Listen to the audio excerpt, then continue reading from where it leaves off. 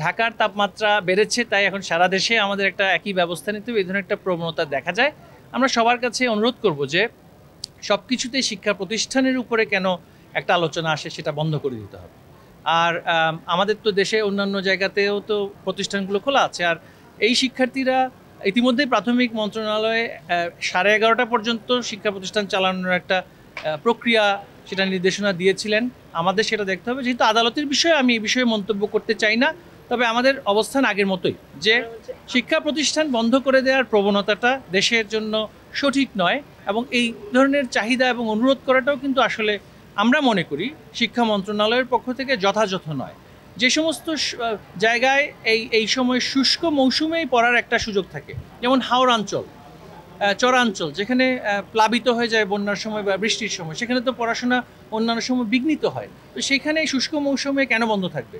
তাপমাত্রা বাড়লে সেটা আমরা আবহাওয়া অধিদপ্তরের সাথে কথা বলে সিদ্ধান্ত নিব, কিন্তু হঠাৎ করে কেউ সিদ্ধান্ত নির্বাহী বিভাগের উপরে চাপিয়ে দিতে পারে কিনা এই বিষয়টা নিয়ে আমরা আদালতে সেটা সুরাহা করার জন্য চেষ্টা করব। স্বাভাবিকভাবে যে সমস্ত জেলাতে নানান সময়ে বন্ধ থাকে, বন্যার সময় বন্ধ থাকে, আপনারা জানেন সেখানে তো একটা লার্নিং গ্যাপ হয়, এবং এই লার্নিং গ্যাপটা কাটিয়ে ওঠা অনেক কঠিন।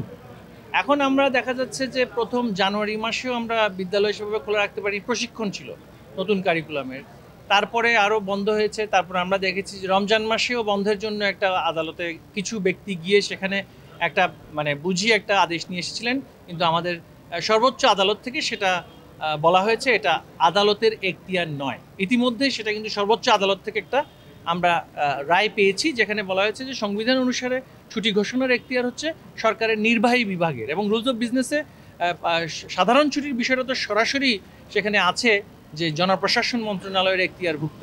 সেক্ষেত্রে আমরা সেটা আদালতে উত্থাপন করব, দেখব সেখানে কি হয়। কিন্তু এই মুহূর্তে আমাদের কাছে যেহেতু কোনো রায় আসেনি, আমরা আমাদের যে সিদ্ধান্তটা দিয়েছি সেটাতে এই মুহূর্তে আমরা স্থির আছি। অন্য কিছু দেখলে আমরা সে ব্যাপারে সিদ্ধান্ত নেব। যে অনেক জায়গায় এখন এই শিক্ষার্থীরা কি প্রতিষ্ঠানে অসুস্থ হয়েছে নাকি বাইরে অসুস্থ হয়েছে সেটাও ভেবে দেখতে হবে। এখন শিক্ষার্থীরা বিদ্যালয়ে না থাকলে কোথায় থাকবে? আমরা আমাদের প্রান্তিক পর্যায়ে অনেক জায়গায় দেখেছি যে শিক্ষার্থীরা বিদ্যালয়ে না থাকলে মাঠে ময়দানে কর্মরত থাকে, কাজে থাকে। সেটা তাদের জন্য আরও বেশি বিপজ্জনক। বিদ্যালয়ে যখন তারা থাকে তখন সেটা তাদের জন্য অতটুকু বিপজ্জনক নয় যতটুকু সে যখন ধান কাটায় যদি তার বা মাঠে ময়দানে কৃষিকাজে পিতামাতাকে সহযোগিতা করায় ব্যস্ত থাকে, সেটা তাদের জন্য অনেক বেশি বিপজ্জনক। তো শিক্ষা প্রতিষ্ঠান খুব বিপজ্জনক, আর বাইরে ঘোরাফেরা করাটা খুবই নিরাপদ। এটা তো আসলে যুক্তিযুক্ত কথা হতে পারে না।